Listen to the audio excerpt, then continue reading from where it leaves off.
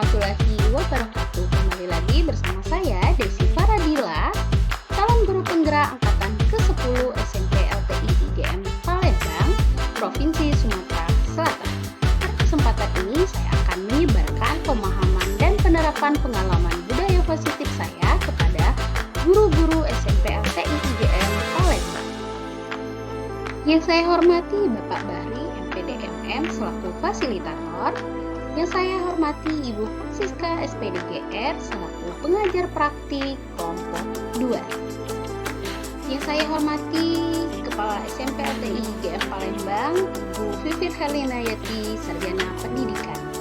Pada kesempatan ini saya akan memberikan diseminasi budaya positif kepada Bapak, Ibu, rekan guru SMP LTI IGM Palembang yang mana dilaksanakan pada hari Senin 10 Juni 2024 mulai pukul 9.00 sampai 10.00 di SMP LTI IGM Palembang.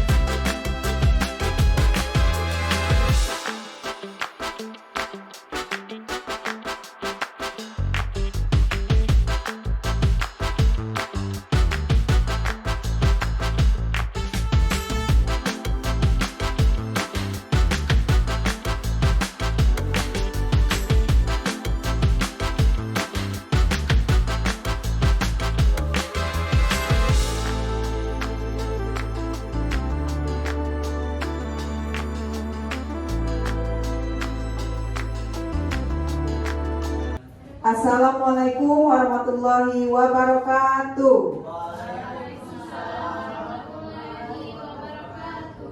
Yang kami hormati Ibu Kepala SMP LTI IGM Palembang, yang kami hormati Bapak Ibu Wakil Kepala Sekolah, yang kami hormati Bapak Ibu rekan-rekan Dewan Guru beserta staf SMP LTI IGM Palembang, dan yang kami hormati Miss Desi Faradila SPD, calon guru penggerak Angkatan 10 Kota Palembang, Sumatera Selatan.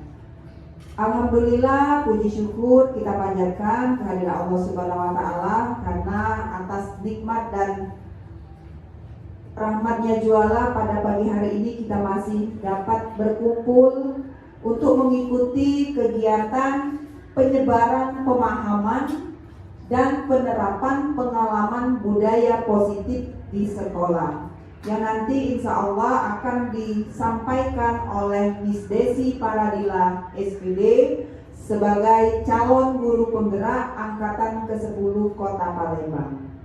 Baik Bapak Ibu yang saya hormati, marilah kita buka kegiatan kita pada hari ini dengan bersama-sama membaca lafaz basmalah.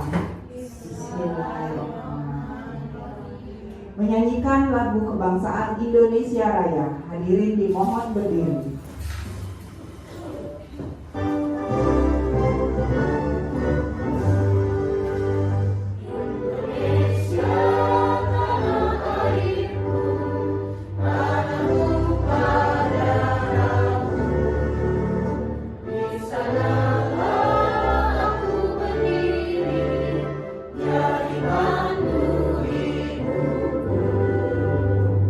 Indonesia, bangsa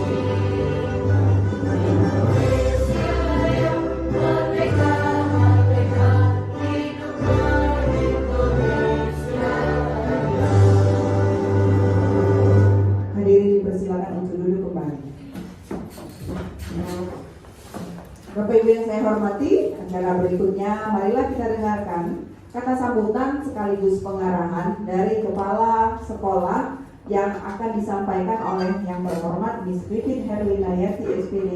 Dipersilakan.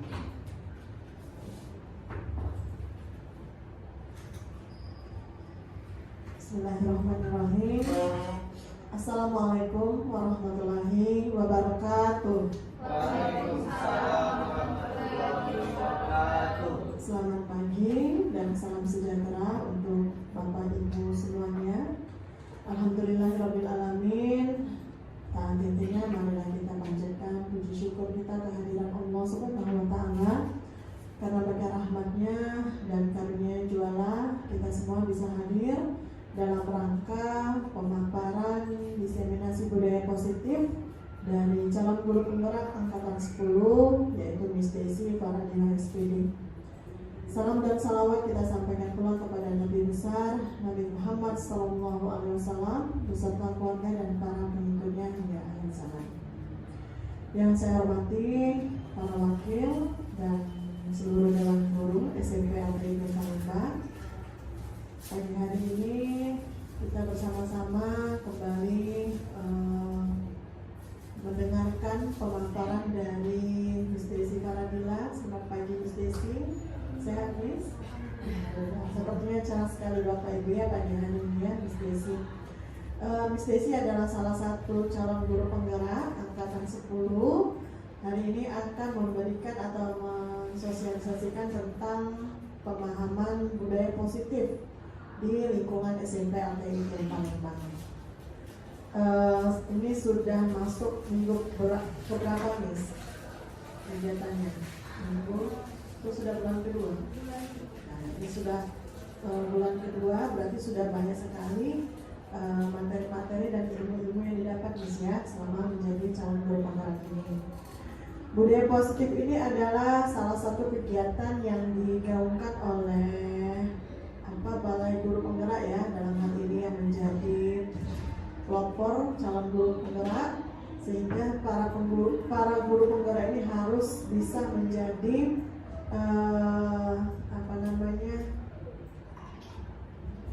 teladan bagi guru-guru yang lain juga, dan bisa menjadi motivator bagi seluruh guru yang lainnya. Nah, hari ini Miss Desi bersama-sama memberikan pemaparan tentang budaya positif. Salah satu contohnya misalnya apa Miss? Penerapan sanksi kepada siswa ya. Jadi kalau selama ini kita memberikan sanksi kepada siswa itu secara langsung ya, tapi ini ada beberapa trik dan tips mungkin Miss ya yang akan diberikan oleh Miss Desi selaku guru penggerak. Harapannya dengan diseminasi budaya positif ini nantinya para guru bisa menerapkan dalam kegiatan belajar mengajar, bisa menerapkan dalam kegiatan di kelas ya, bagaimana cara memberikan sanksi yang benar dan baik sehingga anak-anak bisa merasa nyaman, merasa senang dan merasa happy ya di dalam pembelajarannya di dalam kelas nantinya. Itu saja sambutan dari saya. Sekali lagi terima kasih Miss Desi. Semoga acara hari ini bisa berjalan lancar dan baik. Saya akhiri, wabillahi taufiq wal hidayah. Wassalamualaikum warahmatullahi wabarakatuh. Baik, terima kasih kita ucapkan kepada Miss Pipit yang telah menyampaikan kata sambutan. Baik, Bapak Ibu yang saya hormati, acara berikutnya adalah acara inti kita pada hari ini yaitu diseminasi budaya positif, yaitu pemaparan atau presentasi mengenai materi seputar budaya positif yang dapat diterapkan di sekolah kita, yang akan langsung disampaikan oleh Miss Desi Faradila SPD sebagai calon guru penggerak angkatan ke-10 Kota Palembang. Kepada Miss Desi kami persilakan.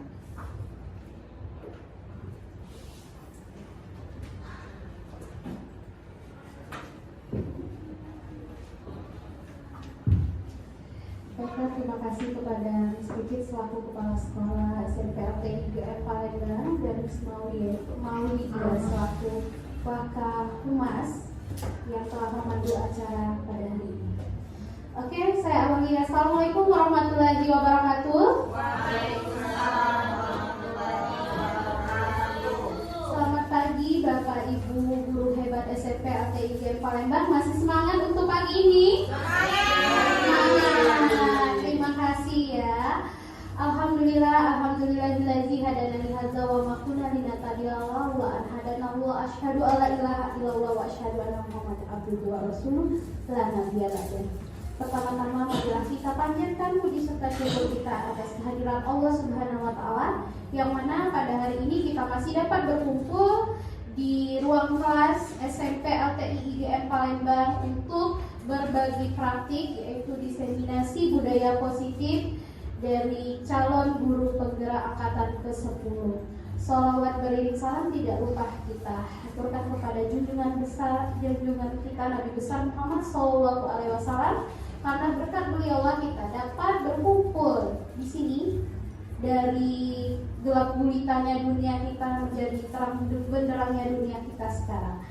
Oke, baiklah yang terhormat Miss Vivien Herminayati selaku Kepala Sekolah SMP LTI IGM Palembang yang telah menyempatkan waktu ya Miss ya dalam kesempatan ini, dan yang saya hormati juga rekan-rekan guru yang telah menyempatkan juga untuk mendengarkan ataupun mengikuti kegiatan pada hari ini.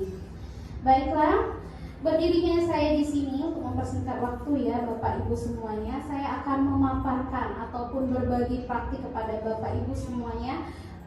Berdirinya saya di sini bukan maksud saya untuk menggurui ya Bapak Ibu, tapi sedikit membagi apa yang saya peroleh pada saat saya mengikuti CGP angkatan ke-10 yang kurang lebih itu adalah 2 bulan atau hampir 3 bulan ini. Jadi di sini kami sebagai CGP angkatan ke-10 akan menyebarkan pemahaman dan penerapan pengalaman budaya positif di modul 1.4 ini. Oke, terlebih dahulu perkenalkan, mungkin ada yang kenal atau belum? Perkenalkan, nama saya Miss Desi Faradila. Kalau di SMP LTI IGM Palembang panggilan kita Miss ya, Miss Dancer. Kalau di luar itu ibu-ibu dan bapak-bapak. Ya seperti itu ya Miss Dian ya, betul. Lanjut, Bapak Ibu semuanya, sebelum memulai materi ini saya ada tebak-tebakan terlebih dahulu biar lebih panas ya, lebih lebih fresh lagi seperti itu. Nah, kira-kira dari gambar ini jelas nggak kira-kira Bapak Ibu? Nah, kira-kira apa ya ini Bapak Ibu ya? Siapa yang bisa menjawabnya? Apa Sarhedi? Meniti waktu. Sekarang kita cek terlebih dahulu apakah benar. Oke, terima kasih ya kepada Bapak Ibu. Selanjutnya ada soal satu lagi. Nah, kira-kira apa ini?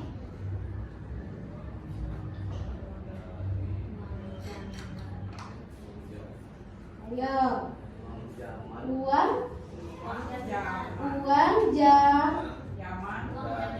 Jaminan dari Bapak calon guru penggerak. Calon ini apa nih? Padi diganti jadi P, diganti D-nya diganti menjadi P Bapak Ibu. Jadi jawabannya adalah uang jaminan dari Bapak calon bupati. Sekarang kita cek apakah benar jawaban Bapak Ibu semua? Nah, ini nih. Oke, tepuk tangan dulu untuk Bapak Ibu semuanya ya. Jadi jawabannya adalah uang pinjaman dari Bapak calon bupati. Tapi sekarang calon wali kota kita Miss ya. Kakek kita jadi tebak-tebakan lagi. Oke, jadi Bapak Ibu untuk mengembangkan budaya positif di sini, konsep intinya terbagi menjadi 8. Nah, 8 ini sendiri ada pos-posnya masing-masing agar budaya positif yang kita lakukan di sekolah ataupun di lingkungan kita itu berjalan dengan baik dan lancar. Yang pertama, perubahan paradigma belajar. Yang kedua, disiplin positif. Yang ketiga, nilai-nilai kebajikan. Yang keempat, kebutuhan dasar manusia. Yang kelima, motivasi perilaku manusia. Yang keenam adalah motivasi perilaku manusia. Yang ketujuh, keyakinan kelas. Yang kedelapan adalah segitiga restitusi. Jadi dari kedelapan ini apakah Bapak Ibu sudah tahu? Belum. Sebenarnya kedelapan konsep inti budaya positif ini secara tidak langsung telah kita terapkan kepada anak-anak ataupun murid kita di sekolah di SMP LTI IGM Palembang. Akan tetapi kita tidak menyadari hal tersebut. Benar seperti itu Bapak Ibu? Nah, sekarang Desi tanya nih kepada Bapak Ibu, apakah di dalam kelas Bapak Ibu telah membudayakan yang namanya keyakinan kelas? Nah, keyakinan kelas termasuk juga di konsep inti budaya positif. Terus saya tanya lagi, apakah di SMP LTI IGM telah menerapkan yang namanya jam ke-0 itu ada tadarus Al-Quran, apalagi kira-kira? Membaca Yasin, kebangsaan, sholat duha, itu kita laksanakan atau tidak? Dilaksanakan. Itu adalah salah satu budaya positif yang telah dilaksanakan. Tetapi tanpa kita sadari hal tersebut, oh iya, masuk nggak di sini ya? Masuk nggak di sini ya? Oke, Bapak Ibu, lanjut.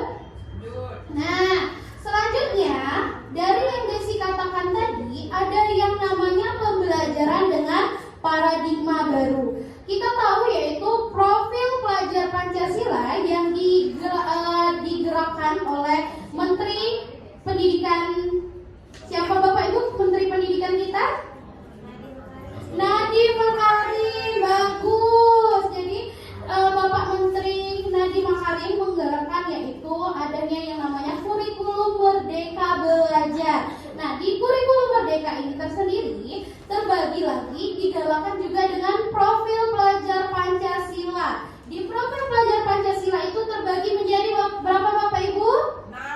Ada 6. Ada tepukannya juga yang digaung-gaungkan oleh Miss Maulidia agar pembelajarannya lebih menarik. Ya kan, benar seperti itu, Miss? Sekarang kita bertepuk bersama-sama agar pembelajarannya teringat selalu. Di dalam pembelajaran nanti Bapak Ibu juga akan mengaplikasikannya. Karena kenapa Miss Maulidia salah satu calon guru, sudah guru penggerak ya, sebelum kami yaitu guru penggerak angkatan ke-9.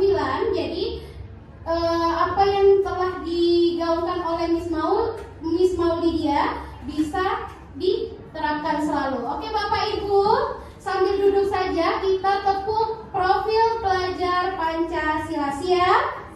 Siap. Oke, siap. 1, 2, 3.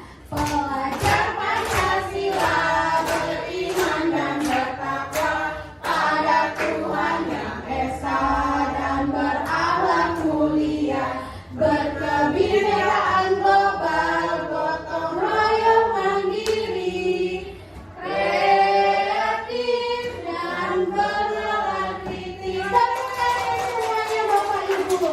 Jadi dari ke-6 profil pelajar Pancasila adalah termasuk ke pembelajaran dengan paradigma baru. Apa sih pembelajaran dengan paradigma baru itu? Jadi pembelajaran dengan paradigma baru merupakan pembelajaran yang dirancang berdasarkan prinsip-prinsip pembelajaran berdiferensiasi, sehingga para peserta didik belajar sesuai dengan kebutuhannya berdasarkan tahapan perkembangan sesuai teori psikologi modern untuk mewujudkan profil pelajar Pancasila sendiri. Oke Bapak Ibu, Desi mau mengingatkan ataupun bernostalgia di zaman dahulu ya. Di zaman dahulu kita selalu takut dengan yang namanya Bapak Ibu guru kita, benar nggak? Nah, jadi kapan Bapak Ibu guru kita keluar kantor ataupun masuk ke dalam kelas, kita buru-buru nih, buru-buru masuk ke dalam kelas ataupun Bapak Ibunya lewat, langsung ngumpet kayak gitu. Benar nggak Sir Hendy? Benar. Kayaknya Sir Hendy bernostalgia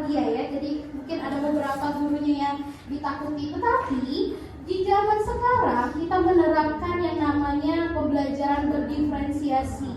Di budaya positif juga ada beberapa yang pembahasan tentang guru itu tersendiri. Nah, di pembelajaran berdiferensiasi, kebutuhan berdasarkan perkembangan sesuai dengan teorinya. Jadi kita tidak bisa mengembangkan anak-anak itu sesuai dengan kemauan kita saja. Anak itu bisa belajar sesuai dengan passionnya sendiri, bukan belajar dengan kemauan kita. Ayo nak, kamu bertegak balong misalnya ya. Kalau di pembelajaran saya, karena saya mengajar seni budaya, saya mengajak mereka bermain games terlebih dahulu agar mereka termotivasi dan untuk terdorong sendiri. Oh, kita mau ngapain ya? Kalau mau latihan, nggak mungkin kan Miss Desi terus yang ngedorong kita. Jadi mereka menemukan passionnya sendiri terlebih dahulu. Itulah sekarang digalakkan yang namanya pembelajaran berdiferensiasi. Mereka menemukan apa dulu nih? Kelompok ini seperti ini, kelompok itu seperti ini, kelompok itu seperti itu, kayak gitu. Baiklah Bapak Ibu. Adapun kebutuhan belajar murid dapat dikategorikan menjadi 3, yaitu kesiapan belajar. Yang kedua, minat muridnya terlebih dahulu. Yang ketiga, profil belajar muridnya sendiri. Yang pertama, kesiapan belajar. Misalnya nih, di dalam kelas kita sudah masuk nih, tetapi murid-muridnya masih acuh tak acuh di sana. Jadi belum ada kesiapan si belajar murid. Dengan menggunakan pembelajaran berdiferensiasi ini, kita baru masuk ke kelas, anak sudah merasakan yang namanya kenyamanan dengan ketentraman. Oh, Miss ini masuk, yuk kita siap nih membuka buku. Jadi mereka sudah termotivasi dari dirinya sendiri untuk kesiapan belajarnya. Yang kedua, minatnya. Nah, minat bakat siswa tidak bisa kita paksakan ya Bapak Ibu, karena kembali lagi, Ki Hajar Dewantara mengumumkakan bahwa si murid ataupun si siswa ini memiliki minat bakat yang beraneka ragam, dan kita hanya sebagai guru hanya bisa mendorong, bukan untuk memerintah mereka menjadi ini, menjadi itu, menjadi ini. Karena kenapa? Mereka inilah, murid-murid inilah yang akan menjadi pemimpin masa depan yang akan datang. Jadi minat murid tidak bisa dipaksakan, mereka lah yang menentukan. Yang ketiga yaitu profil belajar murid. Profil belajar murid ini dikedepankan nih bagaimana. Terus dari ke-6 profil ini tadi, mereka mencakup atau tidak? Karena kenapa? Ada yang namanya beriman dan bertakwa di profil pelajar Pancasila yang pertama. Anak-anak zaman sekarang karena pengaruh yang namanya teknologi atau anak-anak generasi zaman Z ya, kalau kita kenali sekarang, yaitu mereka memang berteknologi sesuai dengan yang namanya pemikiran filosofi Ki Hajar Dewantara, yaitu Seragis? Sesuai dengan apa kalau yang namanya pemikiran Ki Hajar Dewantara? Nah, benar, kodrat alam dan kodrat zaman. Jadi, anak-anak berteknologi. Nah, zaman mereka itu pembelajarannya berteknologi terus. Akan tetapi, sopan santun mereka zol. Apakah Bapak Ibu semua sekarang mengalami hal tersebut? Ada? Ada. Tapi insya Allah kedepannya salah satunya SMP LTIGM Palembang adalah siswa-siswa yang mengedepankan akhlak yang Nah, dan tidak ada lagi yang berkata-kata kasar. Karena kenapa? Ada beberapa sekolah yang kita temui di pinggiran ataupun dimanapun, mereka mengucapkan kata-kata itu, yang kata-kata kasar yang isi kebun binatang itu diucapkannya. Tetapi insya Allah di SMP LTIGM Palembang anak-anaknya beriman, bertakwa, dan berakhlak mulia semua. Amin. Oke, lanjut Bapak Ibu. Selama ini ada yang namanya miskonsepsi tentang teori kontrol. Sekarang Desi tanya, kontrol itu apa ya? Ada yang bisa? Kontrol itu apa? Mengendalikan, menguasai, penguasaan, mengawasi, apalagi? Mengatur, apalagi? Oke.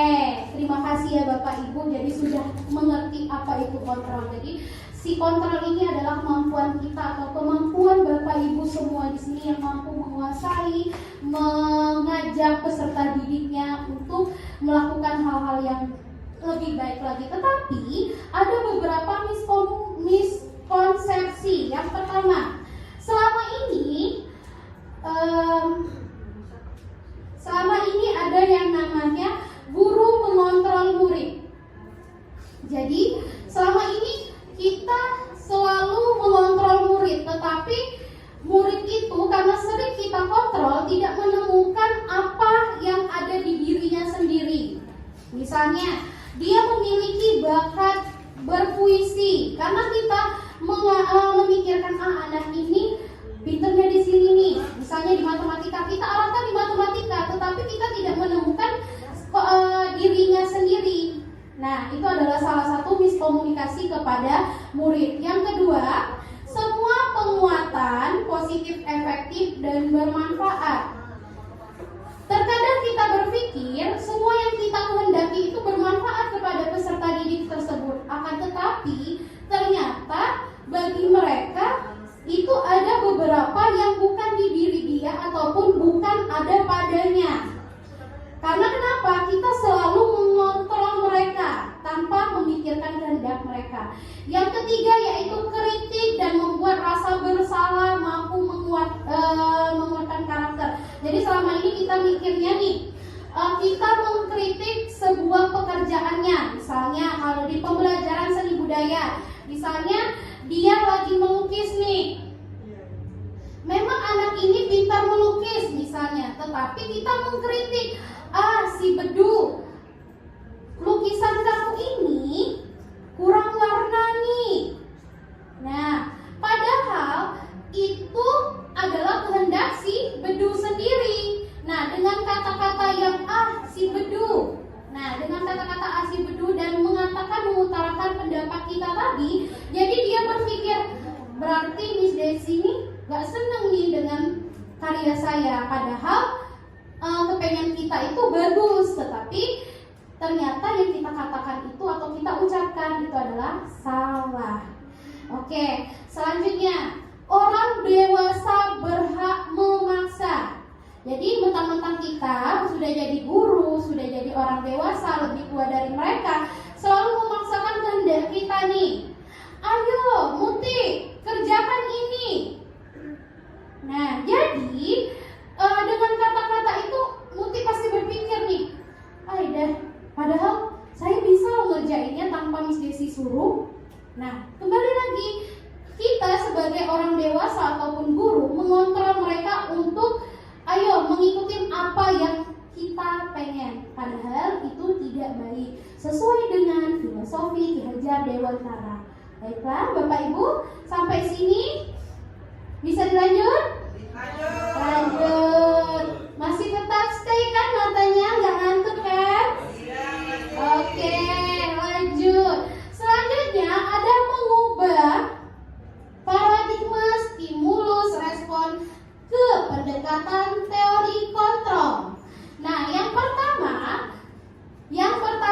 stimulus respon. Ada yang pembagiannya yaitu realistis ataupun realitas kebutuhan kita sama dengan mereka. Semua orang melihat yang sama, benar. Kita mencoba mengubah orang agar berpandangan sama dengan kita. Perilaku buruk dilihat sebagai suatu kesalahan. Selanjutnya, orang lain bisa mengontrol saya. Berikutnya, saya bisa mengontrol orang lain. Dan pemaksaan ada pada saat bujukan yang gagal. Nah, modal berpikir menang atau kalah, itu stimulus responnya. Sedangkan teori kontrolnya yaitu sama, realistis atau realitanya kebutuhan kita berbeda-beda antara manusia yang satu dan manusia yang lainnya. Setiap orang memiliki gambaran berbeda. Kita berusaha memahami pandangan orang lain tentang dunia. Semua perilaku memiliki tujuan Hanya Anda yang bisa mengontrol diri Anda. Kita yang bisa mengontrol diri kita sendiri. Selanjutnya, Anda tidak bisa mengontrol orang lain. Nah, tadi yang saya katakan tadi, kita nggak bisa nih ngontrol ataupun anak-anak murid kita, ya, yang semau kita. Karena anak itu ada batasannya. Mungkin dia pengennya seperti ini, tapi tidak mau mengungkapkannya. Terus, kolaborasi dan konsensus menciptakan pilihan-pilihan baru ataupun terobosan baru, karya baru karena sesuai dengan kodrat alam dan kodrat zamannya. Selanjutnya, model berpikir menang. Nah, itulah, pikir tuh jangan menang. Ada kalanya kita kalah ya di dalam BK, Miss, benar nggak, Miss? Ada kalanya kita mengalah demi kebaikan. Benar kan, Miss Ocha? Seperti itu. Terima kasih karena Miss Ocha dulu BK, jadi lebih paham ya di bagian ini ya, mengontrol emosi ya, seperti itu Miss Ocha ya. Oke. Selanjutnya ada yang namanya disiplin positif. Kata-kata dulu, disiplin. Disiplin itu seperti apa sih, Miss Dancer? Patuh kepada peraturan yang ada. Lanjut, ada lagi? Ada lagi? Tertib, cakap. Apa lagi? Taat. Terus ada apa lagi? Ada lagi? Nah, sudah. Itulah ya. Jadi yang disampaikan Miss Dancer tadi benar sekali. Di dalam disiplin itu ada yang namanya taat kepada peraturan yang ada. Nah, di sini disiplin berasal dari kata Nah, Saronian baca ini Miss dia deh. Apa dia ini? Berasal dari kata disiplina, ya, yang artinya belajar. Disiplin mengacu pada disiplin diri yang memiliki tanggung jawab terhadap apa yang dilakukan berdasarkan nilai-nilai yang diyakini. Disiplin positif merupakan salah satu cara penerapan disiplin yang bertujuan untuk menumbuhkan kesadaran serta memberdayakan peserta didik ataupun murid kita tanpa imbalan, penghargaan ataupun reward, apalagi ancaman atau hukuman. Sekarang Desi tanya nih kepada Miss dan Sir semua yang ada di sini. Apakah kita sebagai guru sering melakukan yang namanya umpan baliknya kepada peserta didik menggunakan reward ataupun hadiah? Ayo anak-anak, siapa yang bisa menjawab ini? Miss kasih ciki. Nah, kayak gitu. Masih ada Bapak Ibu? Masih. Kadang-kadang pasti kita punya alasan sendiri. Kita selama ini berpikir, oh ya, kalau di dalam pembelajaran saya kasih ciki nih kepada anak-anak, pasti anak-anak itu saya miss. Nah, ternyata sebenarnya itu salah. Oke, lanjut. Selama ini kita ngancem nih, kalau misalnya anak-anak tidak ngumpul tugas tepat waktu, biarlah nanti kalau kamu nggak ngumpul tepat waktu, nilainya Miss kasih minus. Tanpa sengaja ataupun tanpa kita sadari, membuat anak-anak menjadi down seperti itu. Nah, tapi anak-anak juga cepet-cepetan kayak gitu. Terkadang anak-anak ini yang penting aku cepat ngerjain tugas. Anak-anaknya pasti nggak mikir, bener gak salah gak bener gak salah gak. Padahal kita sebagai guru harusnya memberikan dan mendapatkan pemberian pendekatan kepada si peserta didik. Jadi jangan langsung ngejudge kamu nilainya minus segala macam. Apalagi di pembelajaran di kurikulum Merdeka sekarang, kata Bapak Menteri, hal tersebut itu sangat salah. Apalagi hukuman. Saya teringat kembali pada saat saya ini dihukum nih, pada saat saya menjadi siswa SD ya Bapak Ibu. Tapi insya Allah di SMP LTIGM Palembang tidak ada lagi yang menghukum, tidak ada lagi yang namanya cubit-mencubit. karena tidak sesuai dengan kodrat alam dan kodrat zaman lagi. Karena pada saat saya sekolah, saya ingat sekali nama bapaknya itu, yaitu Bapak Toyib, Bang Toyib, tidak pulang-pulang Miss ya. Jadi Desi kan piket di hari Senin. Di hari Senin itu dikenal yang namanya harus pagi, ada yang namanya upacara bendera, benar Miss ya. Nah, Desi piket selalu hari Senin, tidak tahu apa, karena mungkin nama awal kali bisa jadi ditaruh di hari Senin. Jadi Bapak Toyib ini tadi tanpa mendengarkan apa pendapat muridnya langsung ngejas ataupun memberi hukuman. Hukumannya itu enak kalau misalnya kita membersihkan sapu, ayo cepet-cepet bersihkan kelasnya, nggak ada. Di matematika ada itu mistar kayu itu yang panjang sekali itu. Guru-guru matematika itu terkenal sekali ya dengan mistar panjang itu. Jadi tanpa mendengarkan pendapat muridnya lagi langsung dilemparkannya ke betis kami yang besar ini ya, ke betis Desi yang besar ini ya. Jadi langsung pak katanya lemah itu sekali 2 kali bisa 5 kali kiri kanan. Terus nih zaman dulu kan nggak berani nih ngomong sama orang tua. Terus disampaikan nih pulang ke rumah. Kenapa?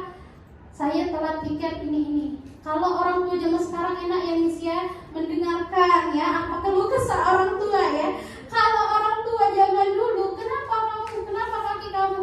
Iya karena saya begini, piket diceritakan gini. Oh itu salah kamu, ditambah diguyur pakai air. Kenapa? Itu kata orang tua zaman dulu yaitu untuk mendisiplinkan. Akan tetapi hal tersebut salah karena tidak ada lagi yang namanya penghukum atau menghukum.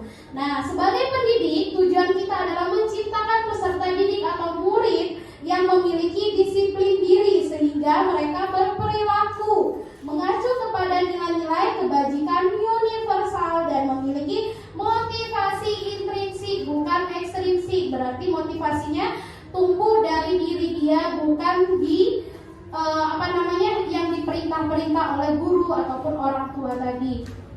Nah, terus perubahannya ini adalah perubahan perilaku ke arah yang lebih baik, bukan dari intrinsiknya menjadi perubahan yang buruk, tetapi yang lebih baik lagi. Lanjut, nilai-nilai kebajikan, nilai yang disepakati bersama lepas dari suku, agama, bahasa maupun latar belakangnya. Karena kenapa?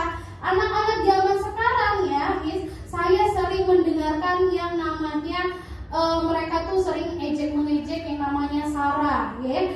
Kulit kamu hitam, agama kamu ini, segala macam. Ternyata itu tidak boleh. Jadi contoh-contoh nilai kebajikan atau institusi ataupun organisasinya, yang pertama yaitu mengedepankan profil pelajar Pancasila. Ada 6 tadi, yaitu beriman, bertakwa kepada Tuhan Yang Maha Esa, berakhlak mulia, berkebinekaan global, gotong royong, mandiri, kreatif, dan bernalar kritis. Terus ini ada bahasa Inggrisnya. Kalau Miss Dian lemah bahasa Inggrisnya. Kalau Desi agak melebar, tanya Bapak Ibu maafkanlah karena bukan basic bahasa Inggris ya Miss Dian ya. Ivo Primary Years Program, benar tidak itu tulisannya? Nah, benar-benar tuh habis ya. Atau disingkat dengan PYP. Oke, jadi di sini toleransi, rasa hormat, integritas, mandiri, menghargai, antusias, empati, keingintahuan, kreativitas, kerjasama, percaya diri, dan komitmen. Nah, selanjutnya yang ketiga adalah keterampilan hidup atau life skill. Life skill kita ya. Yang pertama itu dapat dipercaya, lurus hati, pendengar yang aktif, tidak merendahkan orang lain, dan memberikan yang terbaik pada diri. Semoga dari ketiga nilai kebajikan ini adalah semuanya termasuk kepada Bapak Ibu guru yang ada di sini serta murid-murid kita.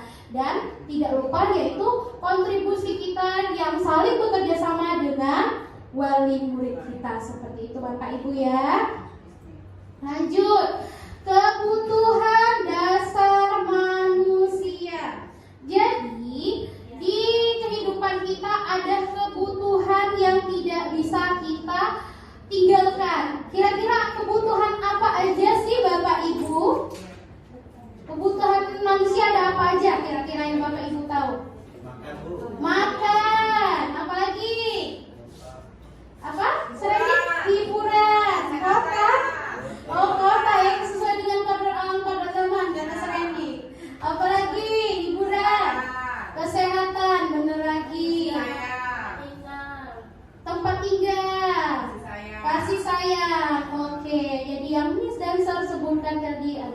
benar sekali. Kalau misalnya kita hidup tetapi sakit-sakitan, berarti kita tidak bisa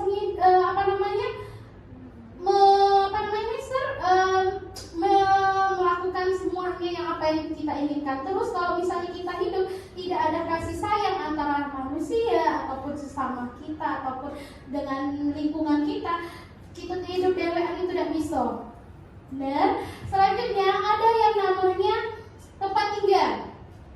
Kalau kita hidup di dunia dan tidak ada tempat tinggal, kita bingung luntang-lantung nak kemana kayak gitu. Terus kalau misalnya kita hidup lagi nih, nggak ada kuota kata serani tadi sesuai dengan kodrat alam dan kodrat zaman, pening kita nak menghadapi dunia yang generasi Z zaman sekarang. Apa-apa lagi teknologi. Kita punya laptop tapi nggak ada kuotanya nih, nggak bisa disambungkan wifi-nya. Jadi kita mau cari apa tuh di laptop? Terus kita ngajar ke anak-anaknya gimana nih? Nggak bisa. Selanjutnya, kebutuhan dasar manusia adalah segala sesuatu yang kita lakukan untuk mendapatkan apa yang kita inginkan. Seluruh tindakan yang kita lakukan memiliki tujuan tertentu dan semua usaha terbaik yang kita lakukan dalam rangka agar kebutuhan dasar kita terpenuhi dengan baik. Semoga yang kita katakan tadi semuanya terpenuhi ya Bapak Ibu ya. Lanjut. Nah, inilah 5 kebutuhan dasar manusia yang kita bicarakan atau kita sebutkan beberapanya tadi. Yang pertama, bertahan hidup. Yang kedua, kasih sayang dan rasa diterima. Yang ketiga, penguasaan. Yang keempat, kebebasan. Yang kelima, kesenangan. Nah, bertahan hidup ini kita perlu makanan, pakaian, tempat tinggal, keamanan, dan kesehatan. Kita hidup tapi nggak bisa makan, nah Den, cepet-cepetnya kita kembali ke kodratnya. Lanjut, kasih sayang dan rasa diterima, yaitu rasa diterima sama halayak. Percuma kita hidup nih, tapi orang-orang nggak bisa nerima kita. Jadi kita hidup sendiri nggak mungkin kan Bapak Ibu.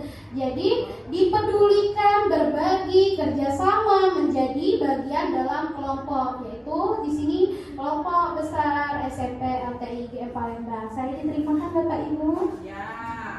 Terima kasih.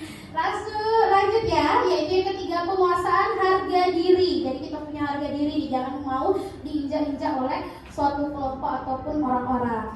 Nah, keinginan untuk dianggap menjadi pemimpin. Nah, ada kalanya kita ingin menjadi pemimpin, ada kalanya kita menjadi anggota. Terus berprestasi, diakui dan didengar. Kalau kita mau ngomong pasti ada timbal baliknya. Nggak mungkin kita ngomong, nih Desi aja yang ngomong, tapi yang lainnya nggak bisa ngomong, berarti nggak ada timbal baliknya. Selanjutnya kebebasan. Nah, di sini kita harus mandiri, memiliki pilihan, mencoba hal baru. Jadi mencoba hal-hal yang baru di luar zona kita, kayak gitu. Kalau kita mau menjadi orang-orang yang sukses, kita jangan stuck di sini aja. Kedepannya kita mau jadi apa nih? Harus kita mencari ataupun mencoba sesuatu yang di luar kendali kita. Sekali Bu, jangan banyak tadi tidak kesampaian nyampak titik umban jentung aja ya, seperti itu. Mampu mengendalikan arah dirinya. Nanti kalau kita sudah memiliki semuanya, kita harus mampu mengontrol diri kita, jangan sampai kita menjadi orang takabur seperti itu. Lanjut, yaitu kesenangan. Benar kata Ismail, kita harus happy dulu. Jangan mentang-mentang kita bekerja ya Bapak Ibu, kita lupa dengan kesenangan kita.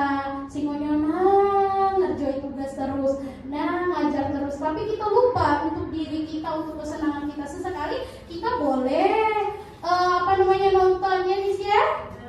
Kita bisa juga karaokean ataupun makan sama-sama. Jadi life skill kita tuh digaungkan juga sesekali untuk membahagiakan diri, bukan orang lain terus. Oke, lanjut. Nah, Sebelum masuk ke motivasi perilaku manusia, Desi mau ajak Bapak Ibu biar nggak ngantuk ya, walaupun baru beberapa poin yang Desi sampaikan, dari 43 baru 16 slide yang Desi sampaikan, masih banyak nih yang Bapak Ibu ya. Jadi nggak ngantuk, Desi mau ajak Bapak Ibu semuanya untuk ice breaking, oke? Semangat? Jadi Bapak Ibu silakan berdiri terlebih dahulu untuk merenggangkan otot-otot yang dengerin Desi dari Monse, dari A sampai Z ya. Dan di sini Bapak Ibu juga harus merenggangkan otot-ototnya. Kalau kemarin kita di acara siswa baru masuk, ya benar Miss Mauli ya. Jadi kita ada yang namanya ice breaking apa nih? Chicken ini, masih ingat nggak? Nah, jadi kita masih ingat kemarin Miss Septi yang memimpin ya Miss ya. Jadi di sini kita akan ice breaking terlebih dahulu. Boleh diikutin gerakan pemandu yang ada di layar monitor yang telah Desi siapkan ya Bapak Ibu.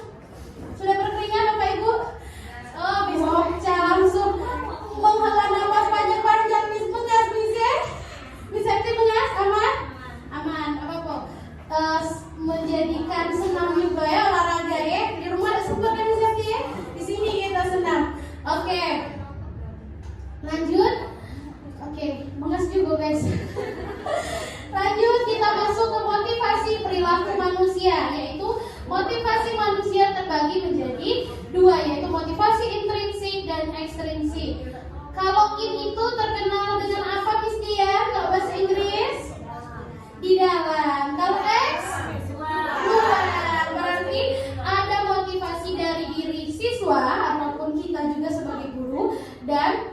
motivasi ekstrinsik yang dari luar. Jadi ada yang dalam, ada yang dari luar. Oke, motivasi ekstrinsik untuk menghindari ketidaknyamanan atau hukuman. Jadi jangan galak menghukum terus. Terus ada yang namanya untuk mendapatkan imbalan atau penghargaan dari orang lain. Aduh mak dapat ciki terus ya Miss ya. Kalau misalnya motivasi intrinsik adalah untuk menjadi orang yang mereka inginkan dan menghargai diri sendiri dengan nilai-nilai yang mereka percaya dari diri dia, bukan dari guru didorong terus, bukan. Jadi dari si murid tersebut. Oke, lanjut. Ada yang namanya hukuman tidak terencana. Jadi selama ini misalnya anak-anak ini mengerjakan tugas, misalnya si A mengerjakan tugas, tetapi tugasnya itu salah, tiba-tiba kita merobeknya. Itu adalah salah satu hukuman yang tidak terencana, yang tidak ada kita pikirkan di dalam otak kita. Jadi langsung spontanitas. Benar sekali nih. Lanjut, murid tidak tahu apa yang akan terjadi ataupun tidak dilibatkan. Lanjut, bersifat satu arah nih. Kalau kita ngomong ngoceh, kayak saya sekarang ngoceh, tidak ada yang namanya misalnya di dalam kelas kita ngoceh sendiri nih, ngoceh, terus tidak ada nih timbal balik di dalam kelas ataupun anak-anaknya. Jadi hanya satu arah. Terus berupaya atau berupa hukuman fisik atau psikis, fisik ya, berhubungan yang kayak Desi ceritakan di zaman dahulu kala, zaman Desi dulu ya, yang disebat oleh Bapak Toyib. Jangan sampai sekarang kita mengedepankan yang cubit-cubit, tabok-tabok, jangan sampai. Karena kenapa? Tidak sesuai dengan kodrat alam dan kodrat zaman. Dan guru-guru sekarang, apalagi di SMP LTI yang Palembang, adalah guru-guru yang berhati lembut, hati mulia ya Bapak Ibu. Masya Allah, tabarakallah. Lanjut, yang kedua yaitu konsekuensi. Terencana, disepakati sesuai dengan peraturan. Jadi kalau kesepakatan kelas kita tuh sudah dibuat nih, jadi mereka kalau misalnya tidak melaksanakan tersebut, mereka akan mendapatkan konsekuensi sesuai dengan yang mereka buat secara bersama-sama. Selanjutnya, murid tetap dibuat tidak nyaman. Terkadang seperti itu. Terus yang ketiga, sikap guru selalu memonitor murid. Jadi jingoi terus. Jadi budak-budaknya ataupun murid-muridnya ya Bapak Ibu tidak menjadi orang yang mandiri. Lanjut, restitusi. Proses menciptakan kondisi bagi murid untuk memperbaiki kesalahan. Proses kolaboratif yang mengajarkan murid untuk menghargai solusi sendiri. Lanjut, itu ada 5 posisi kontrol guru. Siapa Bapak Ibu yang termasuk dari 5 posisi di sini? Serhenti masuk di mana kira-kira? Manajer, teman, pemantau, pembuat masalah, atau penghukum? Teman, bestian ya dengan murid. Oke. Bapak Ibu termasuk mana? Miss Randy? Teman. Miss Maul masuk di mana Miss Maul ya? Manager. Wah, luar biasa. Tepuk tangannya untuk Miss Maul. Oke. Jadi dari 5 posisi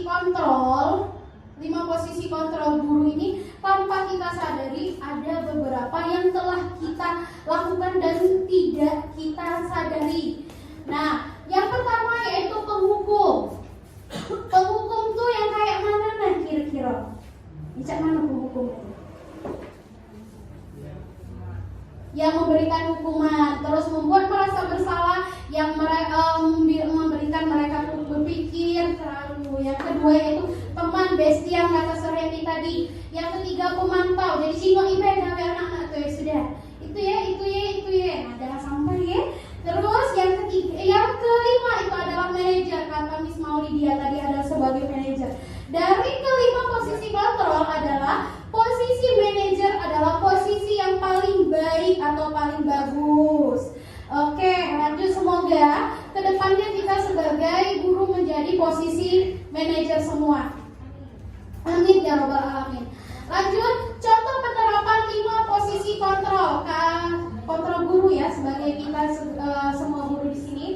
Jadi di sini Desi akan menyebutkan contoh-contoh. Jadi nanti ada beberapa pertanyaan yang akan Bapak Ibu tebak nih. Ini posisi apa ya? Ini posisi apa ya? Oke. Yang pertama adalah kasus siswa tidak memakai atribut lengkap saat upacara bendera.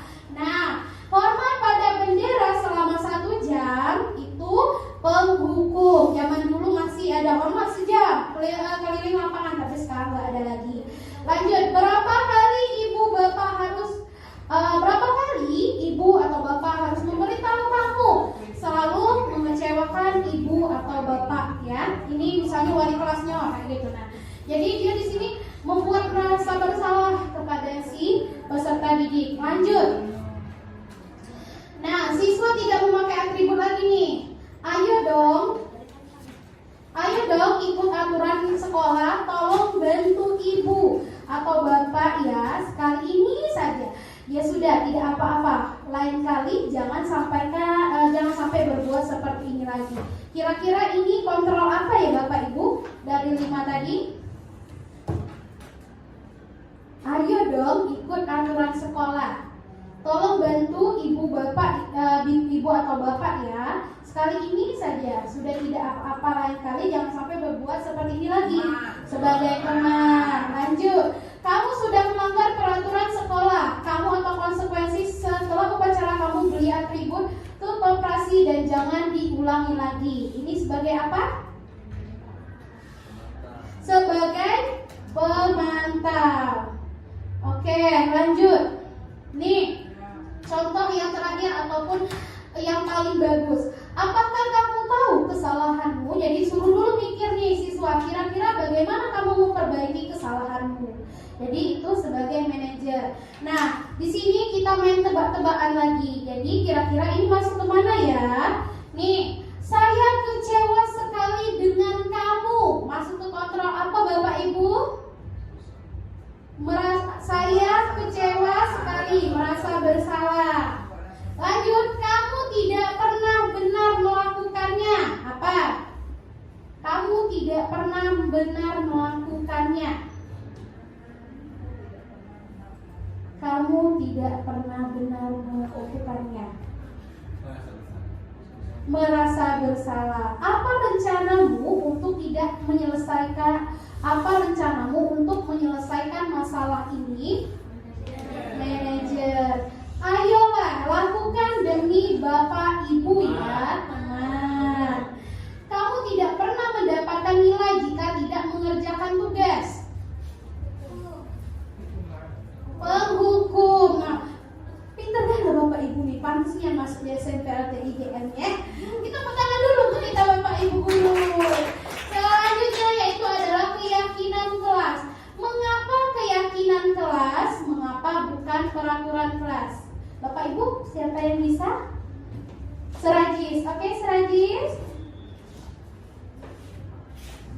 Oke, boleh maju Serajis. Baik, terima kasih. Mengapa keyakinan kelas? Mengapa bukan peraturan kelas? Keyakinan kelas dibentuk agar siswa memunculkan motivasi dari dalam dirinya. Sedangkan peraturan kelas itu dari luar atau bukan dari dalam dirinya. Jadi sehingga ketika kita memberikan keyakinan kelas, anak-anak dapat dengan mandiri bahwa motivasi itu muncul dari dalam dirinya, bukan dari luar, yaitu motivasi internal bukan eksternal. Terima kasih.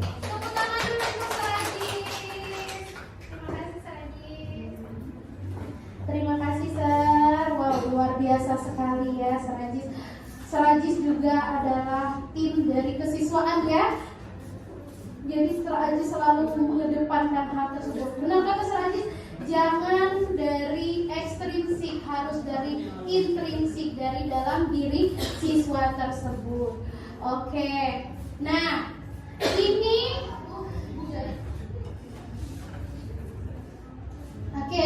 ya gini, keyakinan kelas itu pertama bersifat abstrak, berupa pernyataan universal dibuat dalam pernyataan positif sedikit saja agar mudah diingat, yang bagus ya, sesuai dengan kondisi kelas dan sekolah sehingga mudah diterapkan. Semua warga sekolah, warga kelas dilibatkan saat membuat keyakinan kelas.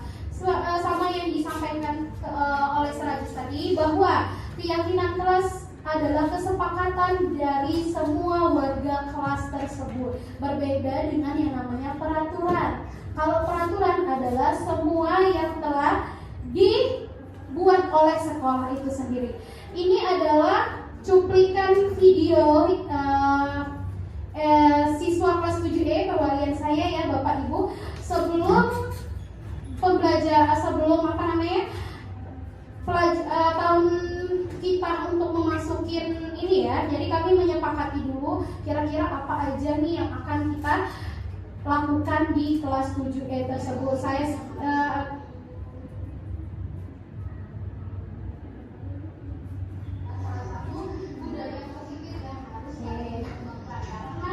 di dalam kelas harus ada kesepakatan agar tidak ada kisruh-kisruh ke depannya. Paham anak-anak? Kira-kira kita. Oke. Selanjutnya di sini ini adalah salah satu cuplikan video bahwa kami sudah menuliskan di depan bahwa beberapa kesepakatan kelasnya. Lanjut, mereka menandatangani kesepakatan tersebut seperti itu Bapak Ibu ya.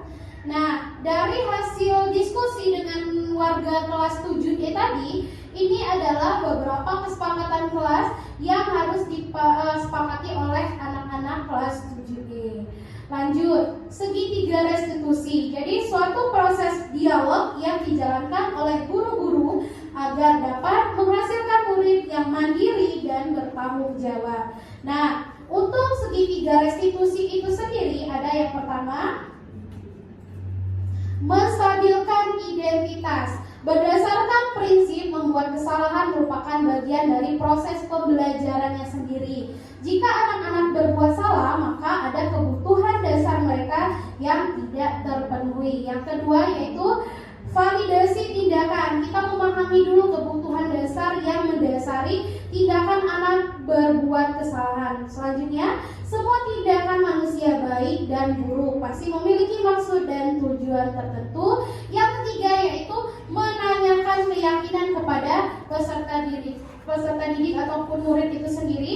Murid diberi pertanyaan-pertanyaan bermakna untuk memunculkan motivasi intrinsik. Benar kata Serajis, intrinsik ataupun dari dirinya, bukan karena paksaan ataupun ekstrinsik. Mampu mengaitkan keyakinan dengan tindakan yang salah. Nah, ini adalah beberapa contoh kata-kata yang untuk pertanyaan kepada peserta didik kalau misalnya kita menstabilkan identitas. Misalnya berbuat salah itu wajar, tidak ada manusia yang sempurna. Ibu juga ataupun bapak juga pernah melakukan dan sampai kamu berhak merasa begitu.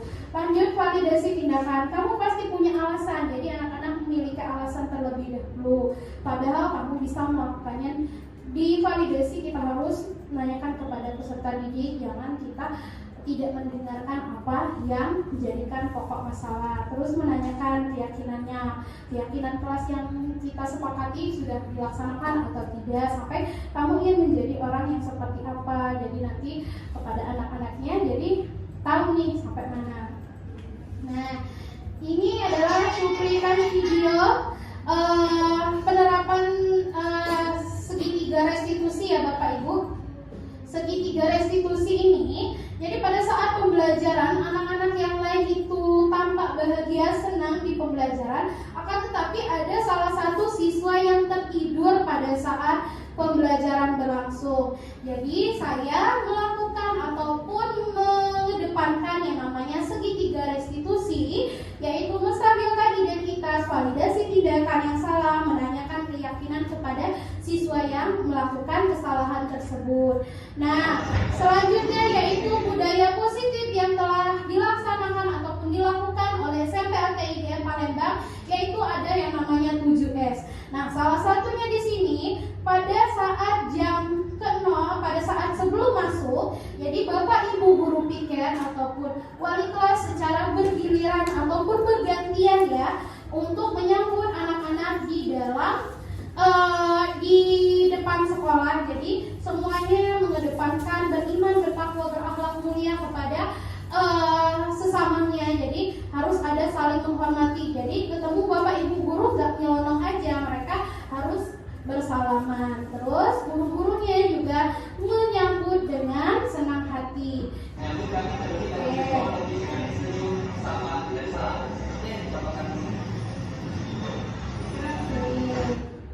Lanjut, budaya positif lagi nih.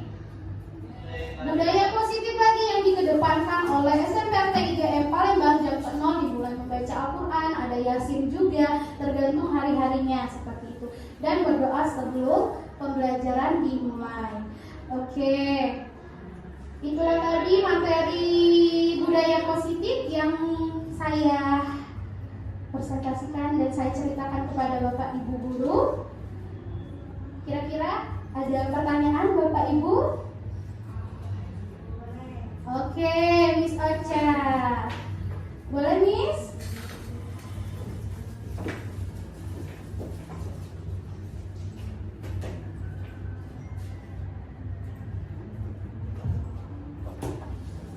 Baik, assalamualaikum warahmatullahi wabarakatuh. Ya, saya Miss Ocha, guru BK SMPLT IGM, Miss. Materinya sangat menarik sekali, Miss, ya, mengenai budaya positif. Dan alhamdulillah nampaknya kalau di SMPLT IGM ini 80% sudah terlaksana seperti itu, Miss, ya. Di sini, Miss, saya selaku guru BK, kami ingin itu pembaruan juga, Miss, ya. Karena tadi kalau saya dengar ada kontrol guru sebagai kontrol guru di kontrol posisi kontrol, ya, gitu ya. Yang ada 5 tadi, Miss, ya, yang sebagai pemukul, teman, gitu, Miss, ya. Nah, yang menarik bagi saya di sini adalah guru sebagai manajer. Ya, karena yang sering saya lakukan di sini kan sebagai teman, ya, Miss, ya, karena kita ingin tahu tentang siswa, gitu, memecahkan permasalahannya. Jadi menempatkan diri di sana supaya anak-anak mau bercerita, itu kita menempatkan diri sebagai teman mereka. Nah, namun di sini yang jadi fokus saya yaitu sebagai manajer tadi, Miss. Nah, itu kan menarik, Miss, ya.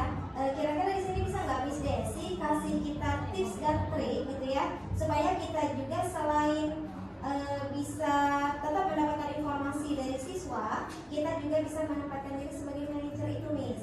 Jadi yang paling baik memang jadi manajer, Miss, ya. Nah, jadi di situ kita ingin tahu, Miss, tips dan triknya supaya kita bisa juga tidak mengatur kita saja yang mengatur, tapi anak-anak juga bisa mengeksplor dirinya, dia juga bisa mengembangkan kepribadiannya seperti itu. Ya, baik, terima kasih, Miss. Assalamualaikum.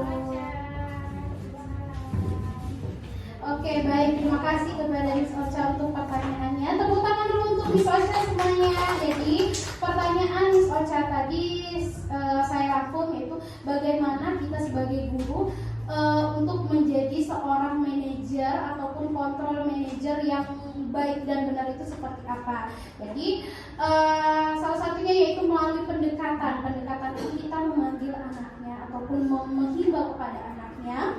Terus murid juga mengaplikasikan dengan baik itu bagaimana, dan kita sebagai guru kenal yang namanya yang telah saya jelaskan tadi, ya, Miss Ocha, ya. Bapak Ibu juga ada yang namanya dikenal dengan segitiga restitusi. Yang mana segitiga restitusi tadi, yang pertama adalah menstabilkan, jadi kita menstabilkan dulu. Yang kedua yaitu validasi tindakan yang salah. Yang ketiga yaitu menanyakan keyakinan apa. Jadi bukan hanya, benar kata Miss Ocha, bukan hanya ekstrinsiknya saja, tetapi intrinsiknya juga. Jadi di intrinsik inilah tadi yang mampu kita jadikan pendekatan yang baik kepada peserta didik.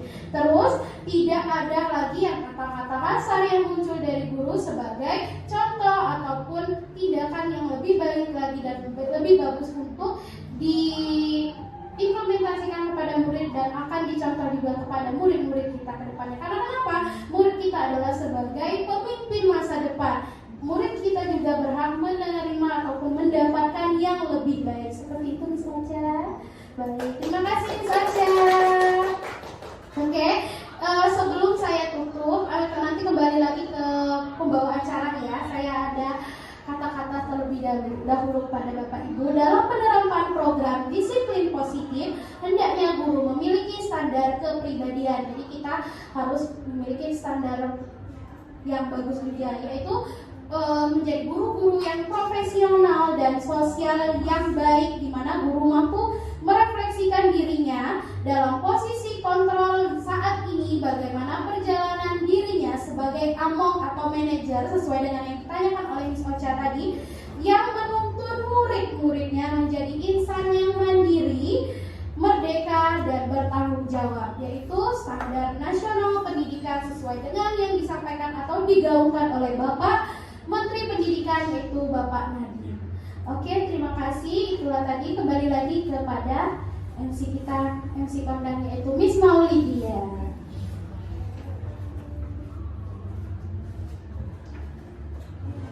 Baik, tepuk tangan dulu kita berikan kepada Miss Desi Faradila yang tadi sudah memberikan kita pemahaman ya Bapak Ibu ya, yaitu mengenai tentang penerapan disiplin positif di SMP LTI IGM Palembang. Luar biasa sekali tadi Miss Desi sebagai calon guru penggerak angkatan 10 sudah melaksanakan dan menerapkan materi-materi yang sudah beliau dapatkan dari pendidikan guru penggerak di angkatan 10. Baik Bapak Ibu, tibalah kita di akhir acara kita pada hari ini. Mari bersama-sama kita melapaskan lapas hamdalah. Alhamdulillahirobbilalamin. Terima kasih Miss Desi atas ilmunya, mudah-mudahan bisa bermanfaat untuk kita semua. Wabillahi taufiq wal hidayah. Wassalamualaikum warahmatullahi wabarakatuh. Forgive me.